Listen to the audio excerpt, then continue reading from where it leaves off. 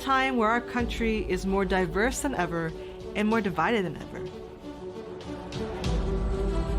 What is the gospel? This isn't just good news for us, it's good news for the world. And so when we care for the world, we care for issues that impact the world. When we study the Gospels, we learn about Jesus' favorite themes. And clearly his favorite theme was God.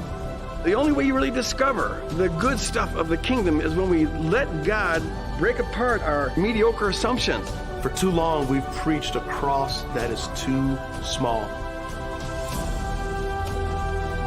We want the Word of God to be proclaimed in a way that people can listen and be changed for His glory and the building of His kingdom.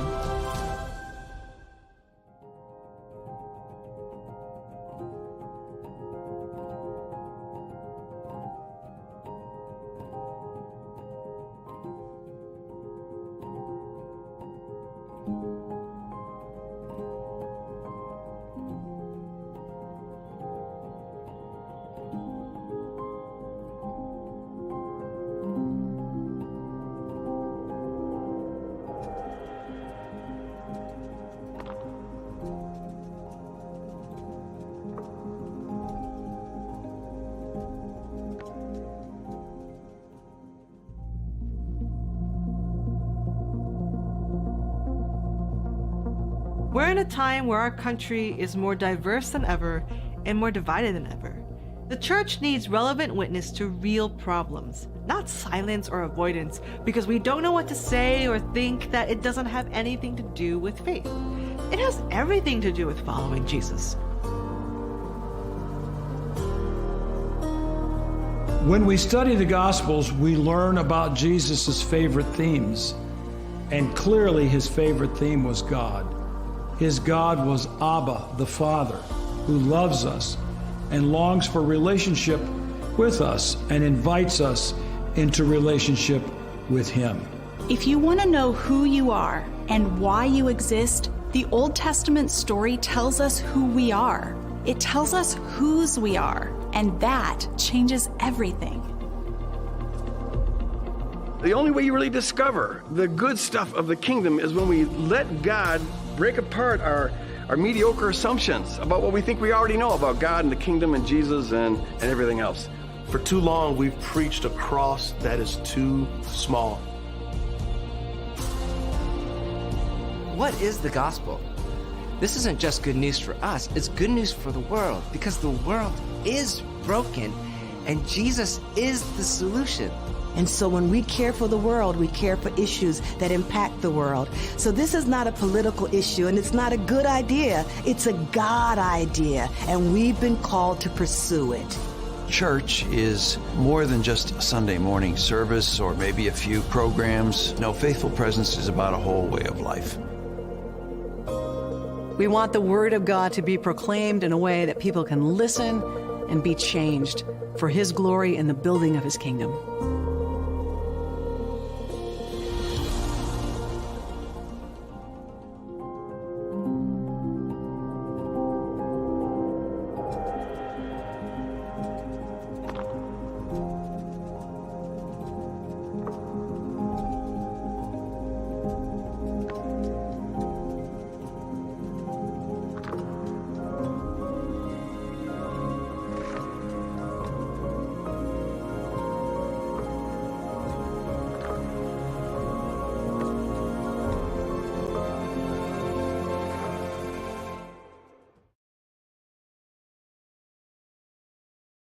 Hey, everybody. Welcome to the Seminary Now webinar. I'm so thankful that you all are here. My name is Greg Armstrong. I serve as the Director of Enrollment at Northern Seminary, and I'm honored to be in this webinar. I've got two of my friends here today that I'm excited to talk about.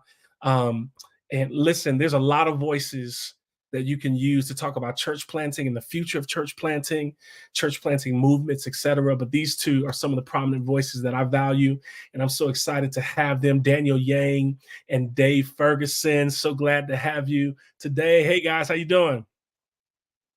Hey Greg, thanks for having me. How you Good, doing? good, good. So this webinar is actually it's really on the heels of a brand new course that Seminary Now is launching by Daniel Yang called Church Planting for the Future. So before we get into anything else, I want you all to know that you can find all of these courses on seminarynow.com. But I want to show you a quick trailer of this latest course that I think you're going to like. Check it out.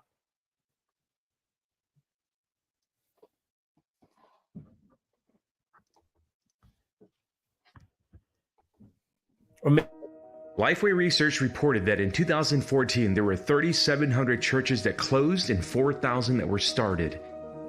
In 2019, 3,000 churches were started, but 4,500 churches closed. The average person may feel that there are a lot of churches already, but the fact of the matter is that we aren't starting enough churches to keep up with church closures in America. And more importantly, we aren't starting enough churches to keep up with the demographic changes that's been happening for decades. We don't need to just plant more churches. We need to plant the right kinds of churches. For so long, we thought that church planting was for the seminarians and for the pastors, but don't leave church planting just to the professionals. I believe that every one of us can be a part of church planting here in North America. My name is Daniel Yang. Discover why we need to reconstruct church planting in North America for a deconstructing generation.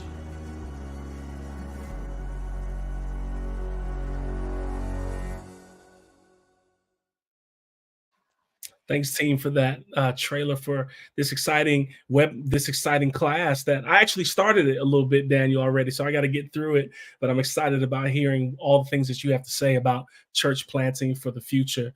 Now, everyone who's watching, I'm going to introduce formally Daniel and Dave in a moment, but I want to just talk about Seminary Now quickly for a moment. If you go to seminarynow.com, you can preview over 75 courses that are posted on there right now. This is also a great resource for churches and organizations.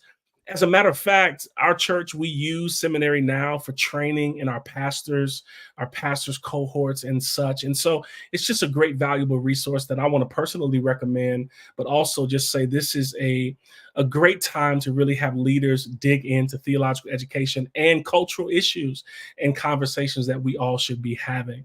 And so again, before we move on, I want to do a giveaway for Seminary Now right now. And this is pretty cool. If you're watching this webinar and you go to Facebook and you share this stream, we are going to put you into a drawing for 1 year subscription to Seminary Now. And so I want you to just take some time to share, take some time to let other people know that we're on here having this conversation. Maybe there's some other pastors, leaders, or church planters that you think should be in this room right now. Share this, and we'll leave this. We'll be leaving this open for 24 hours for you to be put into a drawing to get a free year subscription to Seminary Now. Okay, let's jump in, guys. I want to introduce you all to just two great leaders that I admire so very much. First, Daniel Yang, who is the National Director of Churches of Welcome at World Relief. He previously served as the director of the Church Multiplication Institute at the Wheaton College Billy Graham Center, and he has pastored and helped plant churches in Detroit, Dallas, Fort Worth, Toronto, and Chicago. And then we have Dave Ferguson, who's the lead pastor of Community Christian Church, a multi-expression missional community that is passionate about helping people find their way back to God. Community has grown from a few college friends to reaching thousands of people in the Chicagoland area and around the world. Dave also provides visionary leadership for the international church planting movement, New Thing, and is the CEO, president of Exponential. Welcome, guys, to the webinar. It's so good to see y'all today. How's it going? Thanks, Greg. Good to see you, Dave. I'm really honored to be on with both of you. Dave, you're just getting back in the country, right? Doing some work over in Africa. Tell us a little bit about where you just came from. What's going on there? Yeah, I just had the opportunity. I was flew to Nairobi, but then took a quick flight down to Kampala. And our New Thing network has a regional director there, a guy named Pastor Benga, who's just doing great work. And they've planted about, exactly 1,003 churches just last year. Wow. And I mean, I could, as much as you want, I'd be glad to talk about it. I came back very encouraged about what's happening there, Mm. and also convicted about what ought to happen here. Really, really good. So we're going to get into that in a moment. So I'm glad you're back. I'm glad great things are happening over there. Daniel, tell us a little bit about what you've got going on right now, your work currently with World Relief, etc. Yeah. I mean, I was at Wheaton College, and all three of us are in Chicago, so we should have ddone this in person. It would have been much fun if we did that. Dave needed some additional hours. You must be jet lagged, Dave. Just made a switch about 6 months ago from Wheaton College to World Relief to start up a new initiative called Churches of Welcome. You guys know for the last 7 years, I've been sort of the champion for the church at the margins. And so institutionally, this allows me to really work with sort of marginal groups. What does mission look like? What does church planting look like at the margins? And so that's what I'm doing with Churches of Welcome, and we're launching that in this fall. That's so good. So good. Now we're going to talk about church planting for the future, church multiplication, missional engage, etc. I want to start with this question for both of you, which I think is important. Like, where are we right now? And let's stay specifically in America, and then we'll kind of go international. But where are we now in terms of church planting? How are we doing? What is the state of the church as it relates to planting? Daniel, you want to jump in on that first, and then we'll just kind of hang out. Yeah, absolutely. So what may be helpful is sort of like, because Dave and I, we both have very different perspectives when it comes to church planting in North America and globally for Dave as well. For the last 7 years, I was really a part of helping to think better about church planting, the way that we do it, how we've been doing it, some cultural trends, demographic trends. So kind of really high level stuff. And so definitely as a practitioner, I planted 3 churches. I've led in large, small, medium, and micro churches. So, I'm a practitioner, but my research that I've been doing the last 7 years really might be helpful, Greg, when we're talking about trends. Yeah. I took the information, the ARDA, that's the Association of Religious Data Archives, and it's data that basically looks at religious data in America, and it takes snapshots. And I took snapshots of that data decade by decade. And between 1980 and 1990, there were about 20,000 churches that were added in the United States. Mm-hmm. So, from 1980 to 1990, there were about 20,000 churches that were added. From 1990 to 2000, there were about 11,000 churches that were added. And then something happens in 2000. Dave, I'm interested to hear how you react to this, because this is the decade between 2000 and 2010. Dave, guess how many churches were added that decade? I have no idea. It could go either way. I'm hoping it goes up. 52,000 churches that were added in that decade. Think about that, though. That, new thing got started during that time. Exponential got started that time. City to City, Redeemer, City to City, Acts 29, Stadia. Think about all the numbers of networks that were added during that year. Yeah. Now, from 2010 to 2020, guess how many churches have been added during that decade? 8,000 churches. Really? So some of this is that we basically took all our youth pastors and we planted churches with them. There's some dynamics like that. There's probably 5 or 6 different stories that led to that change. This is not a scorecard of, church planting is dying or we're getting worse. There's just some dynamics under there. So that's one number I want to give you, Greg. Yeah. Another number, I asked Warren Bird, he did a research project. I asked him to pull this number for me. I asked him to find the median age of church planters during that decade, 2000 to 2010. So, the highest number of people that planted, what was their age? And during that decade, specifically around 2007, think about what's happening, Dave, in 2007. Exponential just launched. Mm-hmm. The median age church planter was 33. Hmm. And then I asked him, what's the median age church planter for his latest data is 2022, post-pandemic. What's the median age, Warren? And so he pulled that number for me, and it is now 42. Yeah, we used to say church planting was a young man's game. It's not. It's a middle-aged person's game now. Yeah. So that's the third number. And then the last thing I want to say, Greg, when it comes to the U.S. in particular, when you look at the states that have seen the most new churches over the last 40 years, since 1980, the states that have seen the most new churches, and you guys can almost guess them. It's Texas, it's Florida, and North Carolina.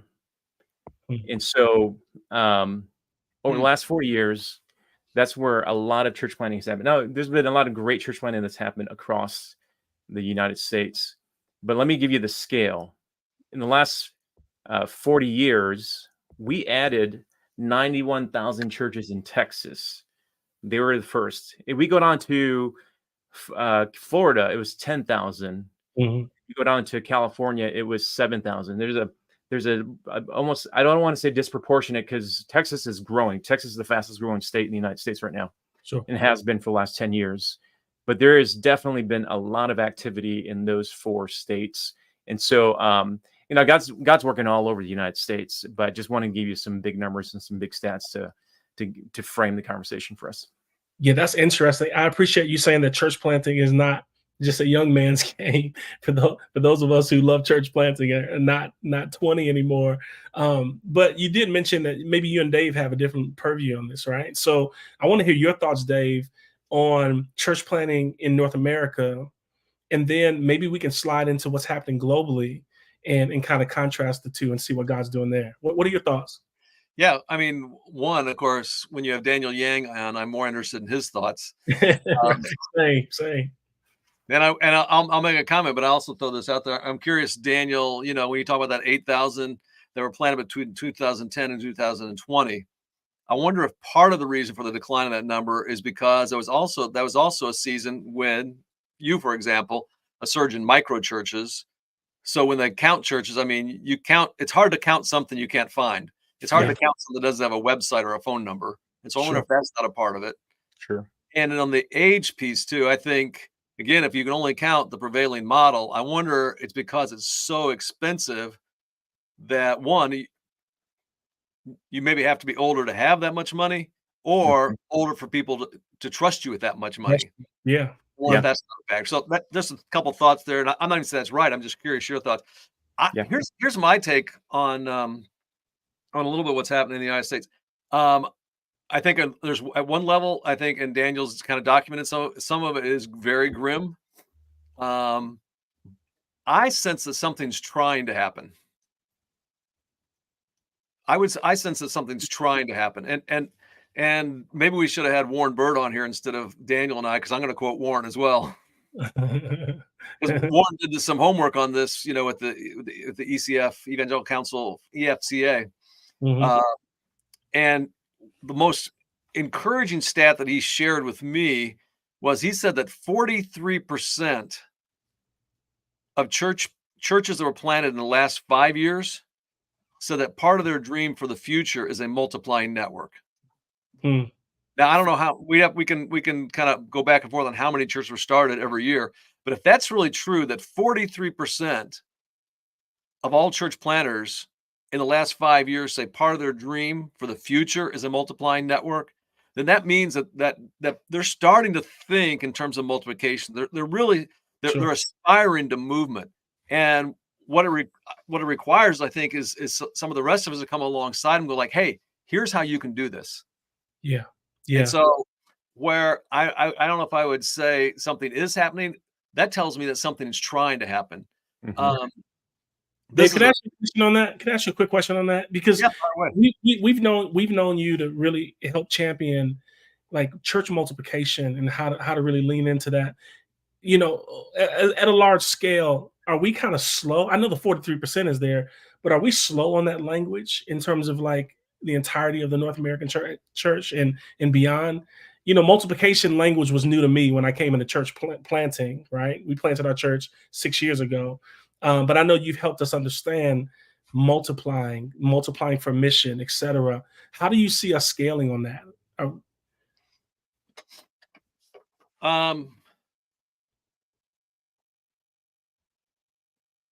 I mean, I don't know. Maybe it is. I mean, and I guess I'd love to hear Daniel on this. I do think there's some really simple things that you can offer people, and if they can get some of those simple things, I think it can well put you on your way. I think. Yeah. I mean, if I was going to answer real quickly to that, I would say I think all of us need to have, or at least work towards, a simple ecclesiology. Yep. And I would challenge anybody listening, if you're part of that 43%, you're going like, yeah, part of my dream is I'd love to have a multiplying network, is just do a little bit of work and what's your simplest definition for a church? Yeah. And for me, if you're asking me, I would say, if you got a community of people on mission together where Jesus is Lord, a community of people on mission together where Jesus is Lord, you got a church. All right. So if that's a church, now I would focus on the simplest of things. Focus on, how do I make disciples? How do I then make, and that happens, I believe, in some kind of community, some kind of a group. You might call it a church. And then how do you reproduce that? And if you do those two things, I think that's how you get to multiplication. That's how you get to movement. Very helpful. So if I could sit down with all those people and make up that 43%, I think the first two things I do is I challenge them with both those things. That's good. Dan, you got some thoughts on that? Yeah, you know, I appreciate you bringing up Warren's stat about 43% of churches that were started. I'm trying to remember. Was it last 10 years, Dave? I think it was last 5 years. Yep. That want to, because again, we're sort of changing the metric, you know, and I think that's a very important part of this conversation is what's the new metric for the future, and how do we build that around both. When I say new, not disregarding old metrics, but then also like finding the more innovative metrics, and multiplication is one of those. I think when it comes to thinking about what has happened, and this is how I feel, and I don't think the last 40 years was a big win for the kingdom of God. Like, Jesus is doing this work. Yeah. And some of us find ourselves being used by Jesus. It's just an amazing story. The last 40 years, there's nothing about the last 40 years that is like not worth celebrating. Sure. In terms of narrative, what I'm curious about is that it feels like that we talk about the 21st century, and I know in God's mind that calendars probably don't work the same way, but the 21st century, that decade of 2000 to 2010, in this boom of church planting, like I asked God, like, what was that about, God? And I do think that was sort of like God using Gen Xers to build some infrastructure. Like, this is sort of if you were to plant a garden, you got to create sort of like the space for the garden, right? You got to put in some of the where you're gonna do the tomatoes, and there is this like the tracks being set. At first, it might have felt like mega versus micro, but I mean, Dave, you would agree, like some of those conversations are no longer tense.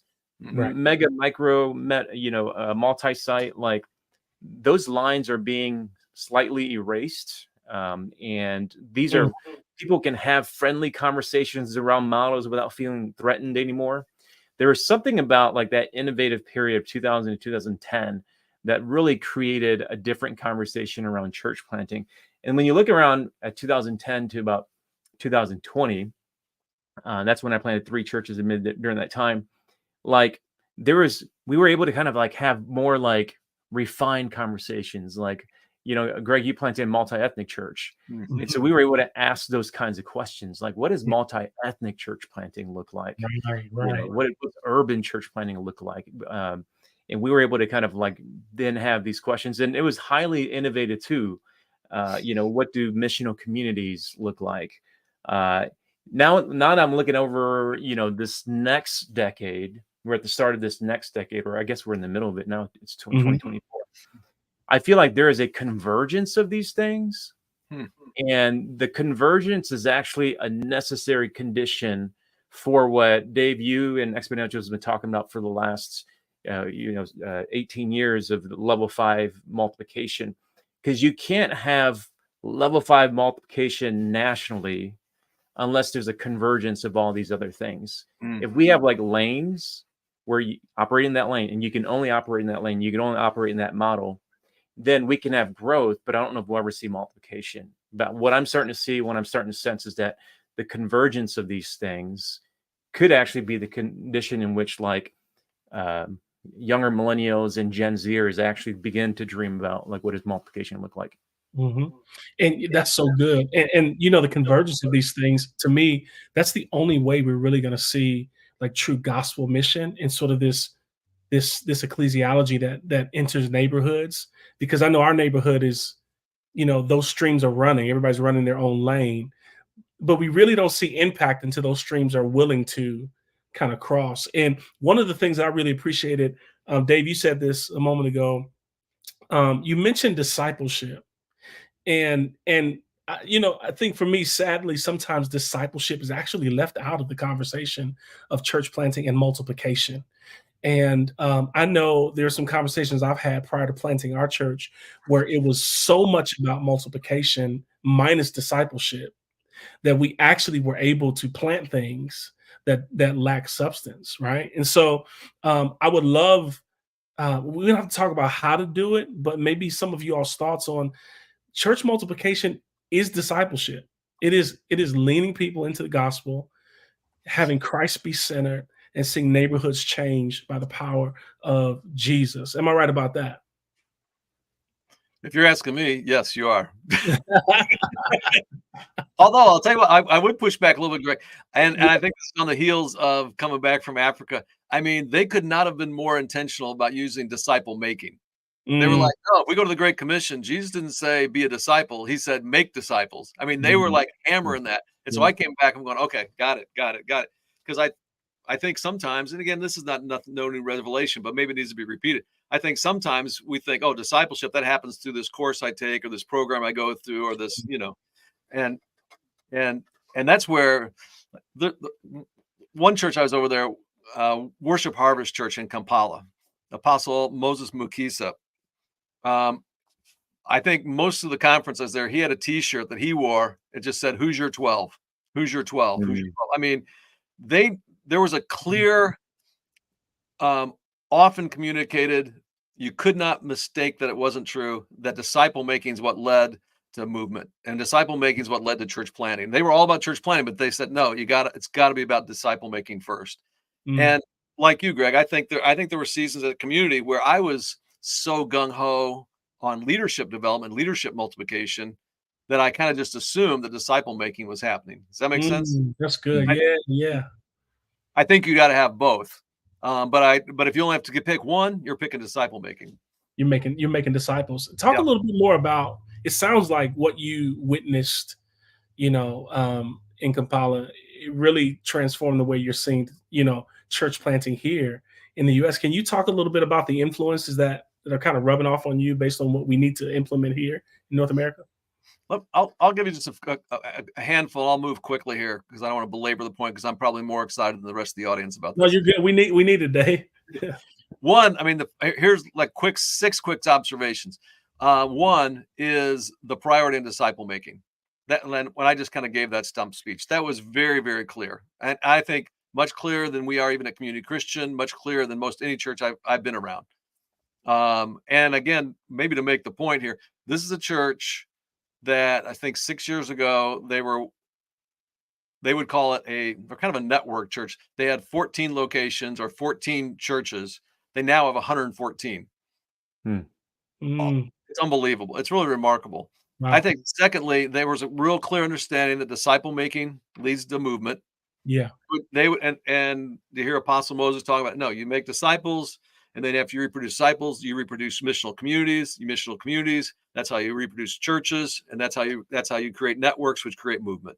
I mean, it was like the new thing stump speech, better than we ever did it. The third thing that was interesting, I felt like too, is respectfully, they are ready to lead the global church. Like they understood the center of Christianity has shifted, and they're delighted to partner with the West, but they don't feel dependent on the West. They believe God has given them everything they need. Wow. I found very encouraging. Super young leadership. The average age in most countries in Africa is somewhere between 18 and 20, and they're eager to do it. In fact, and what was also encouraging, they have a theology that really kind of reinforces that probably Jesus' disciples were actually teenagers. That Peter may have been in his 20s, but the disciples were actually teenagers. And they make a strong, it was kind of new info for me because I'm used to seeing old white guys with beards, and they're like, no, that's not the case.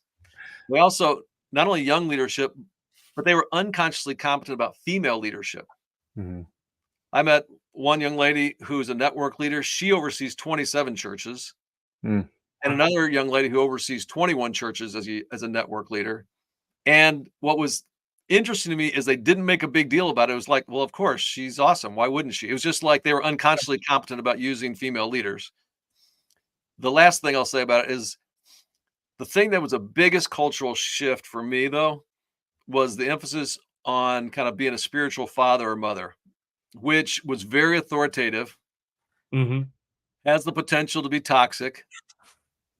And as an American, I was kind of like, oh, this is just, part of me was like, oh, this feels like too much.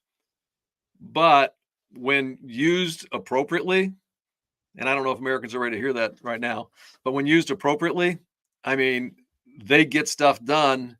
And like a spiritual father, they take care of their spiritual children. And so it was good for me to wrestle with that. That's really good, man. That's good. I appreciate that feedback. I think it's very important for us to hear, especially with the disciple making. Disciple making leads to these movements, and that's very powerful to hear as a planter.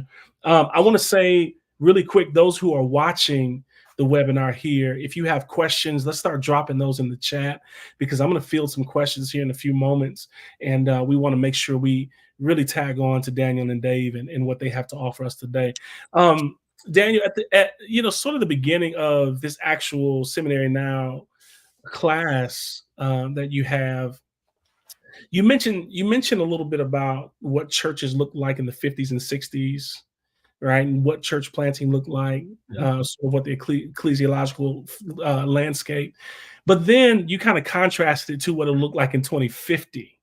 And so I want us to start talking about like where we're going, where are we headed? Can you riff on that a little bit and tell us about, where you were going with that? Yeah. Think about it this way. Our motto of church, which is a very robust and proven like sort of motto of church. When I say motto of church, don't just think like launch church or seeker church or consumer church or reformed church, but like our concept of the role of church in American society. So think about it that way. Our concept of the role of church in American society. So it's going to be hard to apply this to Kampala, where Davey just came back from, or to even Latin America. But the way that we conceive church in American society today was really codified into our institutional life in the 50s and 60s. Because the 50s and the 60s were actually that was kind of the golden era of American life. It was the birth of our suburbs. It was the height of church attendance, by the way, according to Gallup. Church attendance was at its highest in the mid 50s. Our rhythms of life and the way that we think about faith in public square, at least in America, a lot of that was sort of codified during that time. And a large part of this is because America as a country was also becoming the superpower in the world. The British Empire after World War II had demised, and the United States emerged as a superpower. So as a nation, like we were, to use the term the kids use these days, as a nation, we were popping in the 50s and 60s. So all of the institutions, they were codified in that time.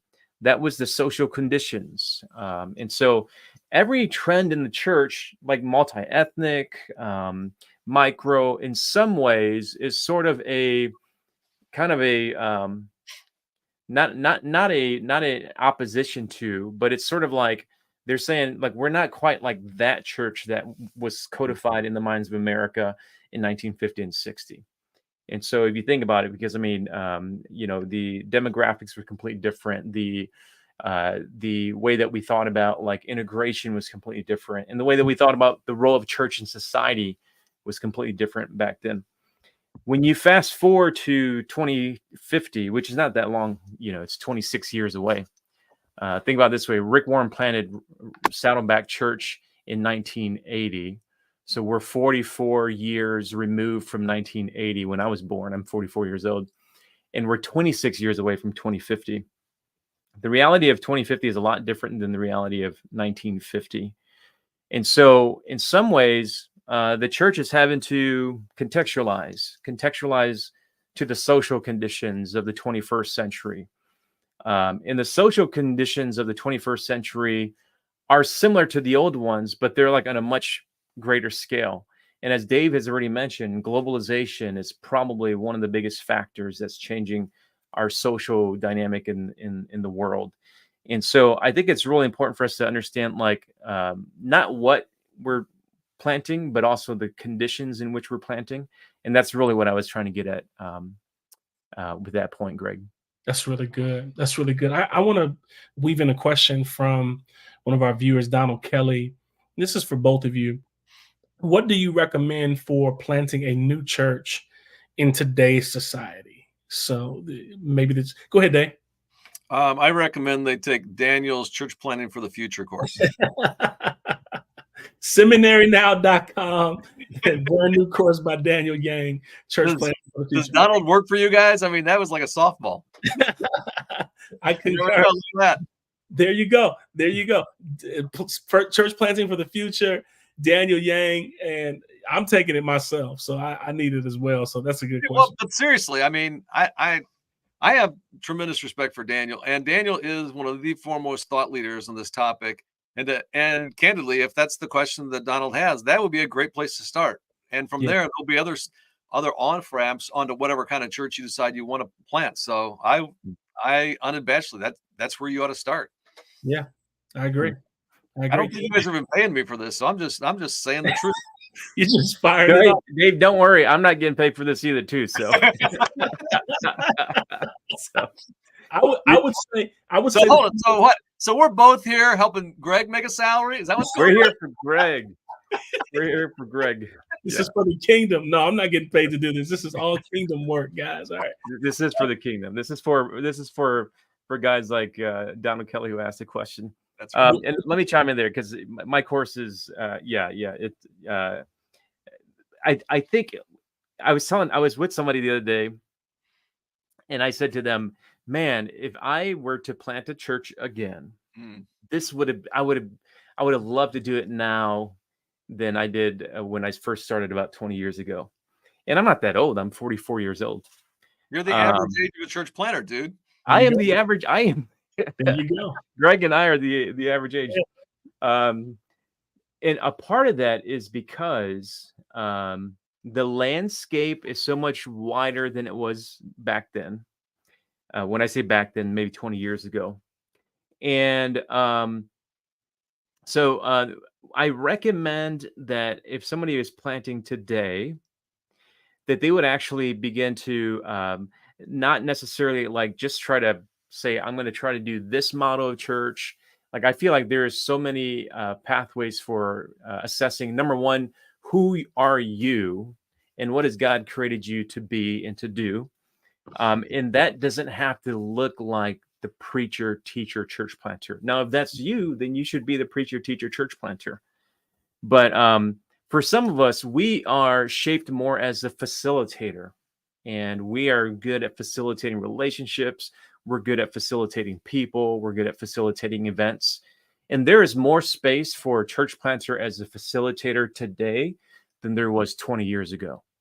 If you are a woman and you felt like, I couldn't plant churches before, the tradition that I grew up in, they didn't let women plant churches. They didn't let women preach. There is more space today. Now, admittedly, not enough and not wide enough, and we need more, but there's more space for you today. Some of this is like, what is your personal narrative? How has God created you? The work is less about what the model is going to look like. The work is more about like, how is God uniquely crafted for you? And I feel like our networks, let me throw out there a network like a new thing. Our networks are much more prepared now to plant diverse expressions of churches than Mm. it was 20 years ago. That right there is really encouraging, and I would love to hear from you all. Um, like what creative or different iterations of, I think Daniel, you and I talked about this once before in terms of multi-ethnic church. And what I was encouraged by was that there are going to be, according to your research, so many categories of multi-ethnic church.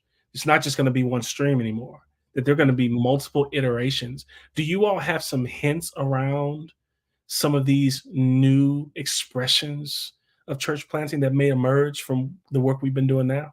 Mm. Well, Dave, let me go first, and then you can come, because I feel like what you guys are doing with New Thing, you guys are on the forefront of actually creating the infrastructure for some of this stuff. But Greg, to go back to what you were saying about the different expressions of multi-ethnic, I actually think, and Dave was making this point earlier, I don't think multi-ethnic as a phrase is going to go away anytime soon. I think folks like Corey Little Edwards are challenging sort of our predominant model for multi-ethnic church. And I really like her challenge. Her book, Estranged Pioneers, which is focused on multi-ethnic churches and the experience of people, I think brings an appropriate challenge to the space that you and I are very involved in. I love the idea of the global church is emerging from American soil.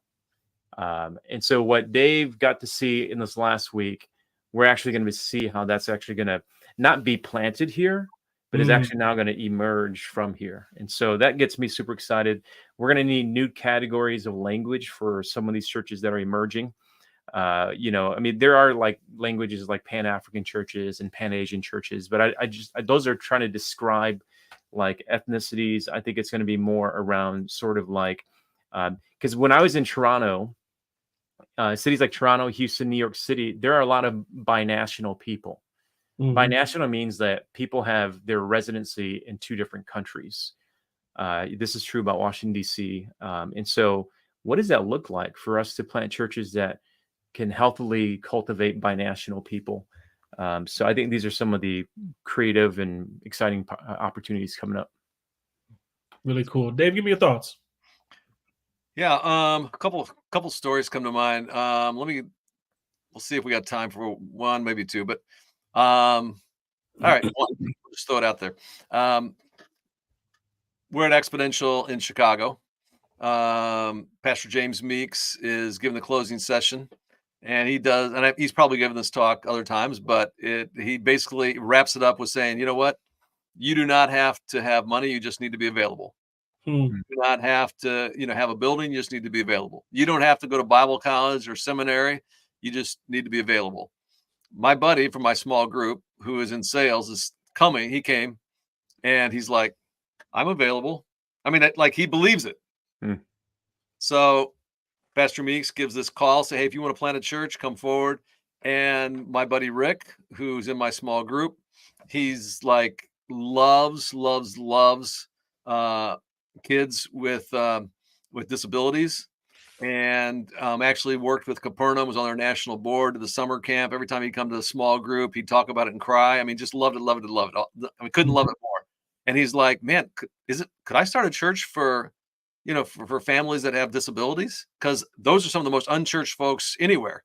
And so he goes forward, he wants to plant a church, and he tells me, hey, I'm available. I want to plant a church as God would have it. He'd had this great sales job for like 20 years. He lost it within a month of that. He's like, his reaction was, I'm more available than ever.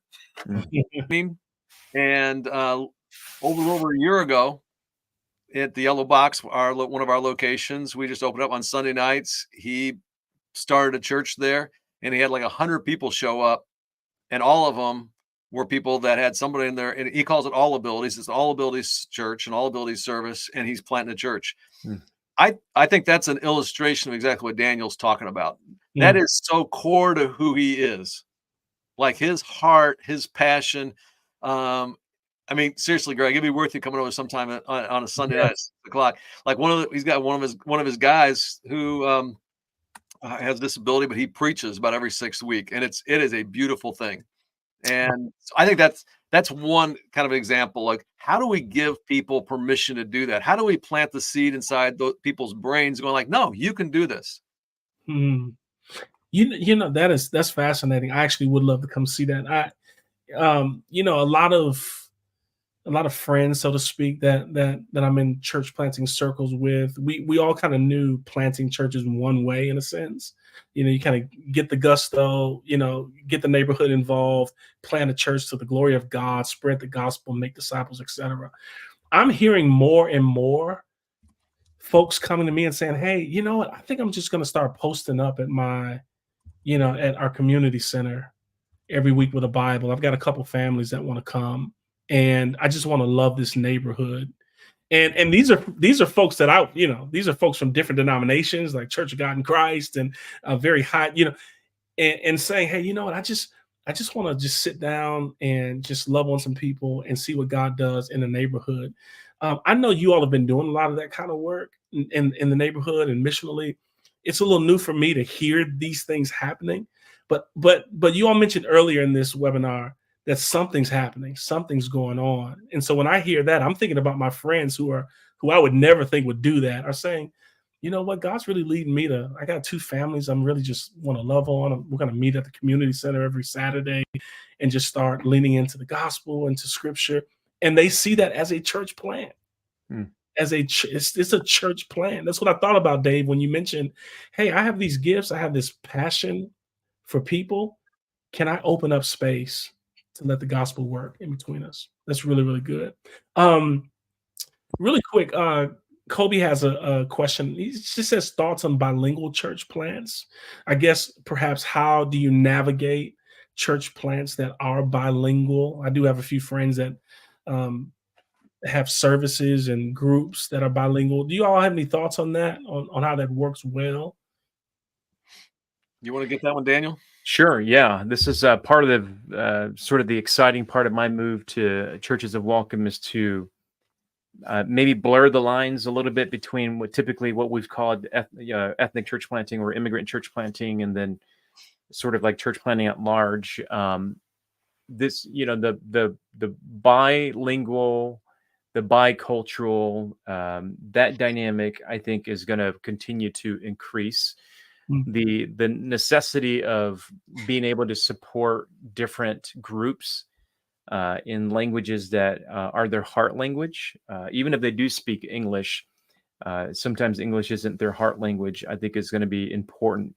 Not all churches can have bilingual services and bilingual ministry, but I do think we are in a place now where America has become so diverse, and we're only going to increase that. There is a movement that's trying to fight that, right? I mean, there's sort of a the replacement theory type of folks that are trying to work against that. But the reality is that America will only continue to diversify, and immigration is a huge need for the future of America. That's a whole another webinar. But in terms of our social economics, like our social economic engine will fail if we don't figure out how to do immigration better and quicker.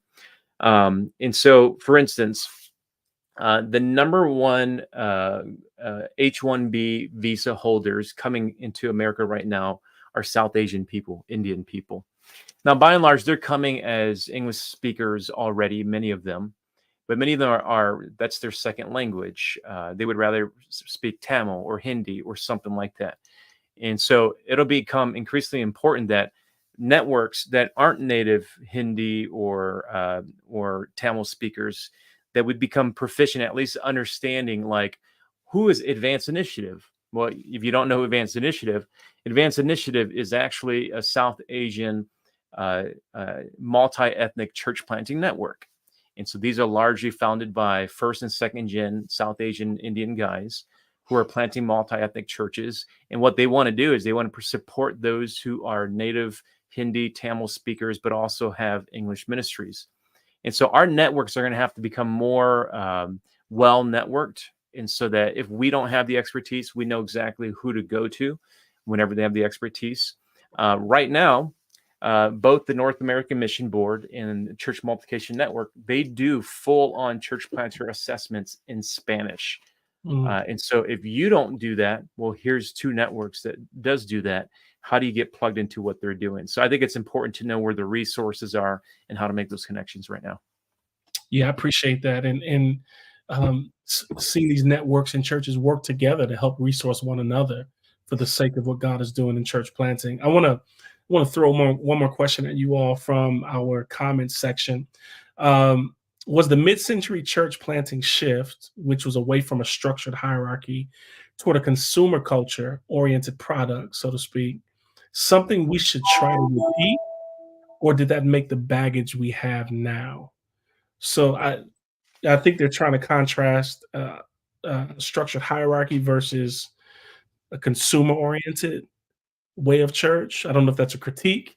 But is that giving us baggage now? I think that would be the better question. A consumer oriented product. And for those who are watching, perhaps this viewer is saying that we put on sort of a production like church experience for people to come and take part in. But I don't know. Any thoughts on that? Yeah, I'll chime in. I think peace. I think the categories between like, I think there is some truth that like there was some consumer oriented like ways of doing church. But that's true about all traditions. I mean, so you can't say that was a seeker sensitive thing. Even the super reformed movements have some kind of consumer orientation. I would say this, that like what's different about the 1950s and what's happening today is that I feel in the 21st century in 2024, missional and attractional are no longer fighting each other the way that they used to 15 years ago. And so, because as I mentioned earlier, there's a convergence now.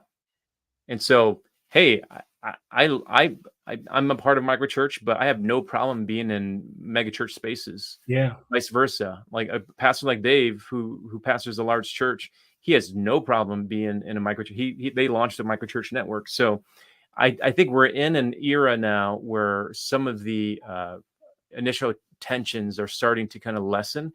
That doesn't mean that there's some people that aren't like angry and grumpy about one model or the other.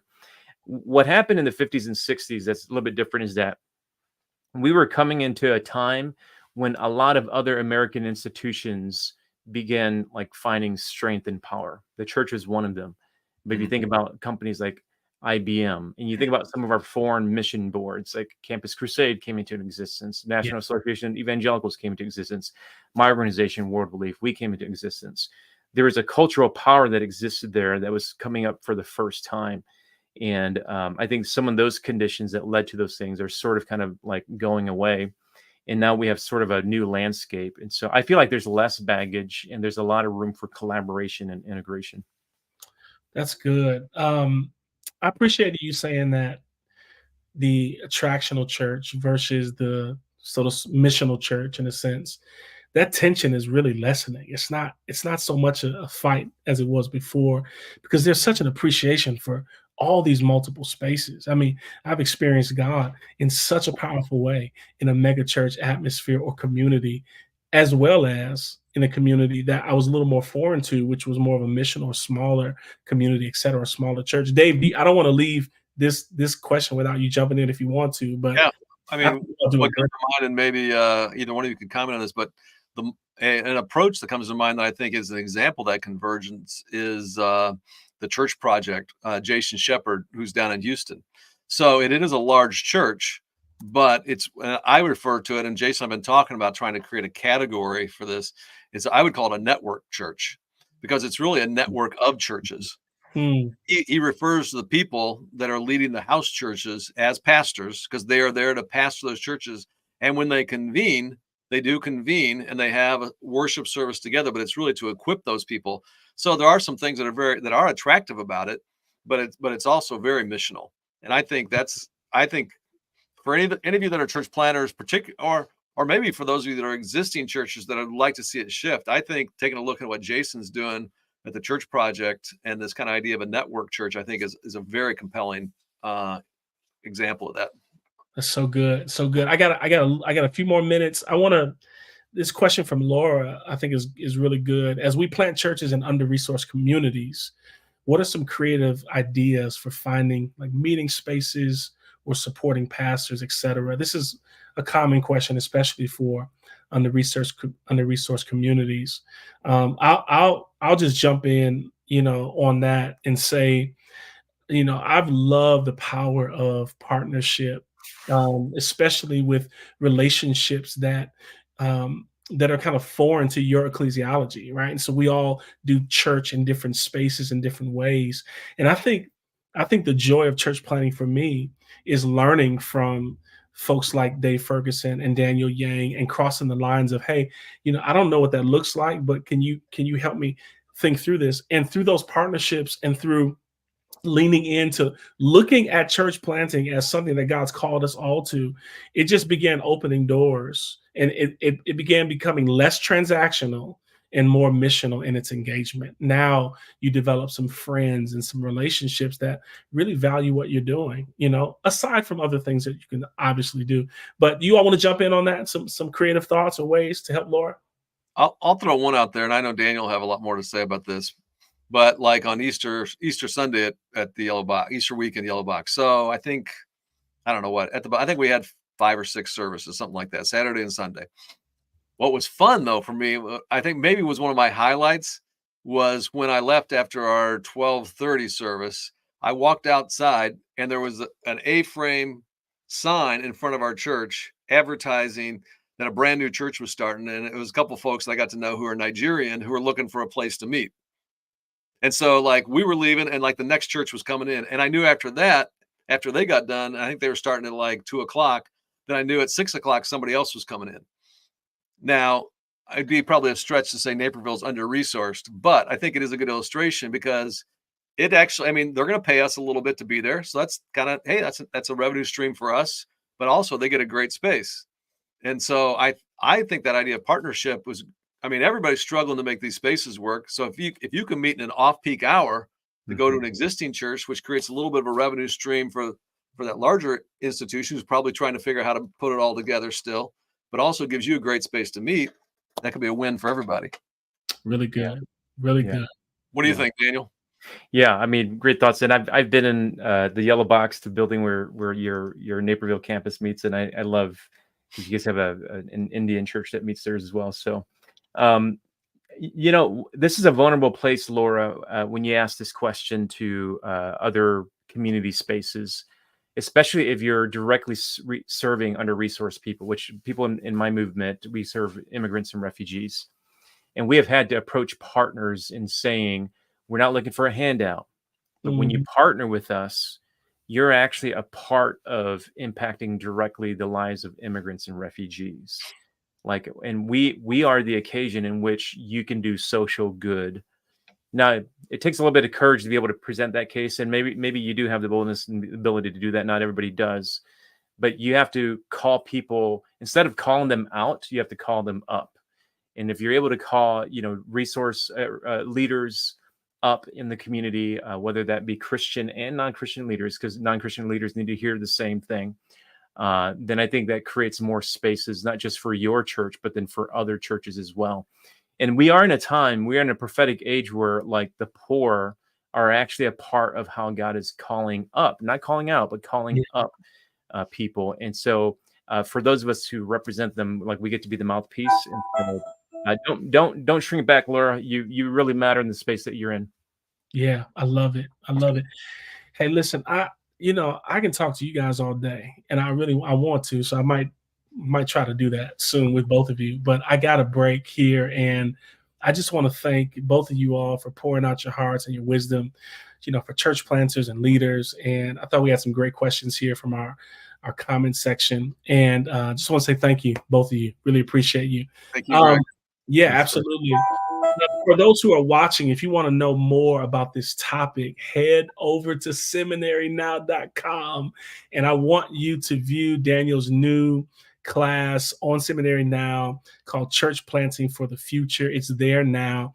And the good news is Seminary Now is offering a special discount of 35% off their annual subscriptions when you subscribe between now and May 31st. So just use the code YANG35 at the checkout. That's Yang, all caps, 35 at the checkout. When you subscribe, you're going to get access to over 75 courses, like I mentioned earlier. Or if you want to just check out Daniel's course for now, you can purchase the course for $39.99. And I'm going to tell you, I want you to make sure that you invest in what God's doing in your life. And I want to mention one more thing. I want to talk about the Bless app with Dave. Dave and his brother, John Ferguson, are working on something new called the Bless app. Many of you have taught or heard about the Bless practices, but haven't been able to track who is actually using them. The Bless app is a game changer. Anyone can use it to adopt their neighborhood as their personal mission field. And prompts are delivered daily with the names and address of 5 neighbors, along with a short video highlighting a blessed practice. Users can track their progress with each home, take notes, and visualize their impact right in the app. That is so cool. So please, you all, check out the Bless Church, the Bless app by Dave and John Ferguson. I think it'll be really, really great for you. We've just had it up on the screen. And I just want to thank you all so much for being a part of this. One last thing. Join us for our next webinar, which is May 23rd, where pastor, spiritual director, and founding director of the Order of the Common Life, Jared Boyd, will lead us in a discussion of spiritual disciplines and the experience of being loved by God. So make sure you come check that out. Again, thank you, Daniel and Dave. Appreciate you both, fellas. Keep doing what God's going to do. And thank you, everybody, for watching. We're signing off now. God bless.